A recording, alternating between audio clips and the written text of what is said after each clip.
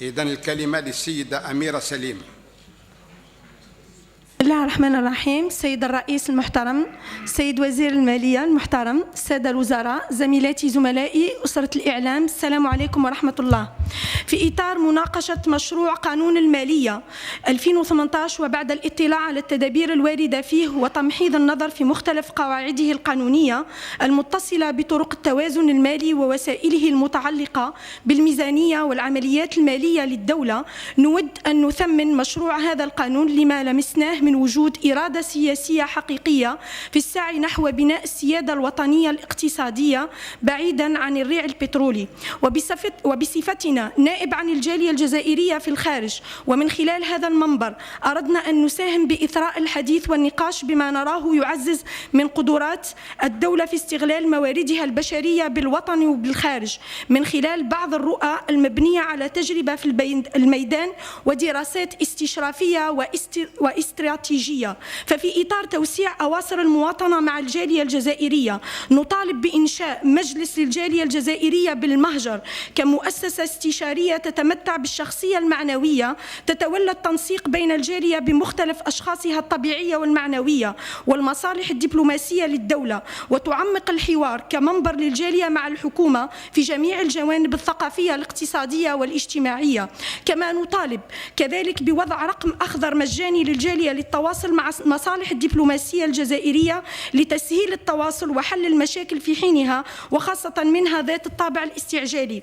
وسعيا للمحافظة على الأدمغة الجزائرية بالخارج نطالب بعقد ملتقيات دولية للكفاءات والنخب الجزائرية بالخارج للتعارف وتبادل الخبرات والترويج للمناخ الاستثماري بالجزائر مع إعداد دليل لهم للترويج والتواصل. وفي إطار الإصلاحات الاقتصادية التي تكرسها الدولة، وإذا كان هناك إرادة حقيقية للتغيير وتفعيل دور جاليتنا بالمهجر ومساهمتها في النهوض بالاقتصاد الوطني، بات من الضروري التفكير في خلق وزارة منتدبة لدى وزارة الخارجية تعي بالدبلوماسية الاقتصادية. فحسب رأينا حصرها في إدارتين فقط لا يوفي حقها، بل أكثر من ذلك يقلل من شأنها ولا يعطي لها وزنها الحقيقي الذي يعبر عن وزن بلدنا العزيز بالخارج.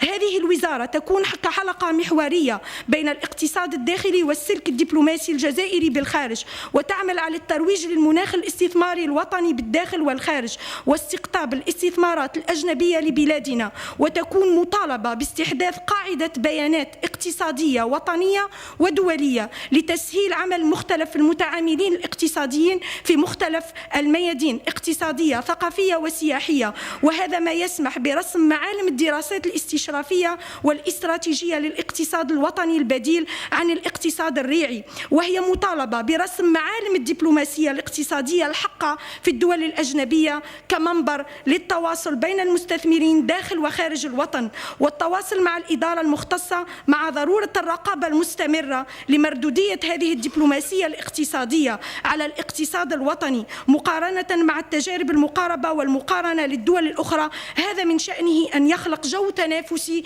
بين مختلف سفاراتنا وممثلياتنا الدبلوماسية بالخارج، ونكون من خلال ذلك نتجاوب مع التنمية الاقتصادية المستدامة التي تطالب بها الأمم المتحدة ومختلف أطراف المجتمع الدولي ببرامج تنموية واضحة للمعالم. وفي إطار سعي الدولة لتوثيق العلاقات التجارية والاقتصادية مع الدول الأفريقية وتثمينا لهذه الوجود، نطالب الحكومة بضرورة إنشاء مركز للتحكيم التجاري والاقتصادي الإفريقي يكون كمنصة قضائية لفض مختلف النزاعات التي قد تنشأ مستقبلا.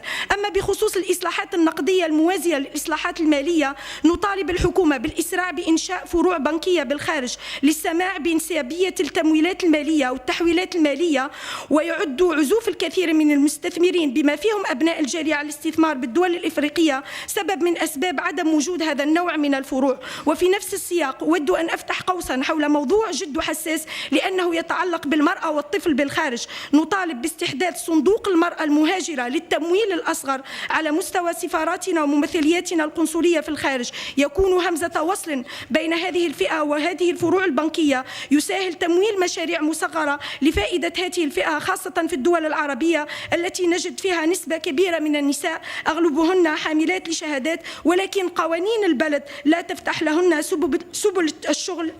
هذا الصندوق سيساهم في صون كرامة كرامتهن وحمايتهن من خلالهن الحفاظ على كرامة الجزائر. شكرا سيدة أميرة